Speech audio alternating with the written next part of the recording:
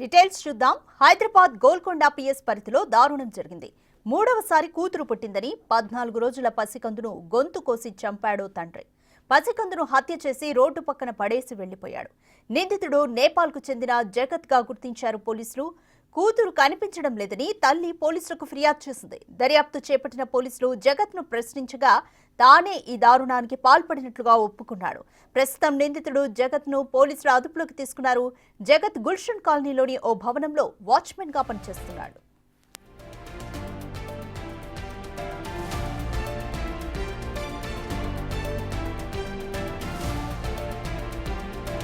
ఇప్పటికే ఒక కూతురుంది. మరో కూతురు వద్దనుకొని చంపేసినట్లుగా పోలీసుల విచారణలో ఒప్పుకున్నాడు జగత్. గతంలోనూ ఒక కుమారుడికి ఇలానే చంపేశాడని అతని ఆరోపణలు వినిపిస్తున్నాయి. అయితే కుటుంబ సభ్యుల నుంచి తనకు అలాంటి సమాచారం రాలేదని అంటున్నారు పోలీసులు.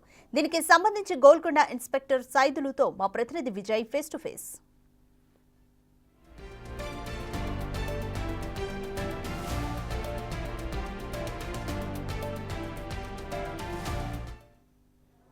గోల్కొండ పోలీస్ స్టేషన్ పరిధిలో అయితే అత్యంత దారుణమైనటువంటి ఘటన చోటు చేసుకుంది. 14 రోజుల వయసున్నటువంటి పసికందును నేపాల్కు చెందినటువంటి జగత్ అనేటువంటి వ్యక్తి ఇక్కడ స్థానికంగా వాచ్మెన్గా కూడా పనిచేస్తూ ఉన్నాడు. తన కన్న కూతురిని అత్యంత కిరాతకంగా కూడా కడతీర్చినటువంటి ఘటన అయితే స్థానికంగా తీవ్ర కలకరం అయితే రేపుతా ఉంది. ప్రస్తుతం మనతో పాటు గోల్కొండ ఇన్స్పెక్టర్ సైదులు గారు ఉన్నారు. సార్తో మాట్లాడి అసలు ఎందుకు జగత్ ఈ హత్య చేయడానికి కారణాలు ఏంటి కూడా అడిగి తెలుసుకునేటువంటి ప్రయత్నం అయితే చేద్దాం. సార్ నమస్తే. సార్, అత్యంత కిరాతకంగా సొంత తండ్రి సొంత కూతురిని, అది పసికందు ముక్కు పచ్చలారనటువంటి 14 రోజుల పాపని ఇలా చేయడానికి గల కారణాలు ఏంటి సార్? అసలు ఇది ఆయన చెప్పడం ఏంటంటే, జనరల్గా ఆల్రెడీ పాప ఉన్నది, మళ్ళా మూడో సంతానం ఎవరైతే అమ్మాయి చంపేసిండో అతను. సో ఇక ఎందుకు వద్దు వద్దు అని చెప్పి చంపేసిన అని చెప్తాడు.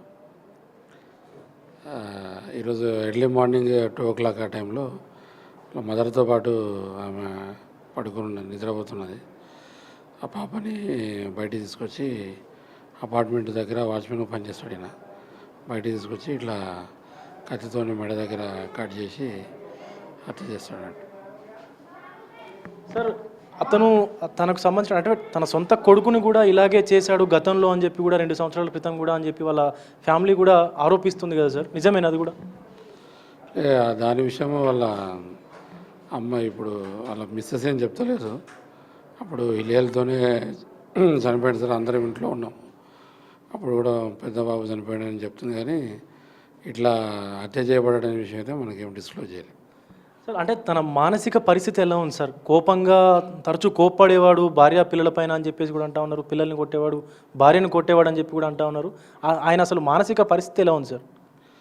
కొద్దిగా ఆయన ట్రిపికల్ క్యారెక్టర్ ఉన్నది. అంటే మనం కూడా ఆమె చెప్పిన విషయాన్ని బట్టి మనం ఆలోచిస్తే ఒక ట్రిపికల్ క్యారెక్టర్ ఉన్నది. ఆయన తన ఆలోచన విధానం అవన్నీ కూడా దాన్ని బట్టి హత్య చేసినని అనుకుంటున్నాను. సో మానసిక పరిస్థితి సరిగా లేనందున అండ్ అలాగే మూడవ సంతానంగా కూడా తన మళ్ళీ కూతురే పుట్టిందనేటువంటి కోపంతో ఆ చిన్నారి పసికంది పైన అత్యంత కిరాతకంగా తన గొంతు కోసి హతమార్చినట్టుగా కూడా తెలుస్తూ ఉంది. మరీ దారుణంగా అంటే సొసైటీలో రోజు రోజుకి ఇలాంటి ఘటనలు ఎక్కువైపోతూ ఉన్నాయి. పోలీసులు కఠిన చర్యలు తీసుకుంటా ఉన్నారు. అయినప్పటికీ కూడా ఇలాంటి కొంతమంది మూర్ఖులైతే సొంత పిల్లల్ని అతి కిరాతకంగా కూడా కడతేస్తున్నటువంటి పరిస్థితులు కనిపిస్తూ ఉన్నాయి. కెమెరా పర్సన్ సంజుతో విజయ్, బిగ్ టీవీ, హైదరాబాద్ నుండి.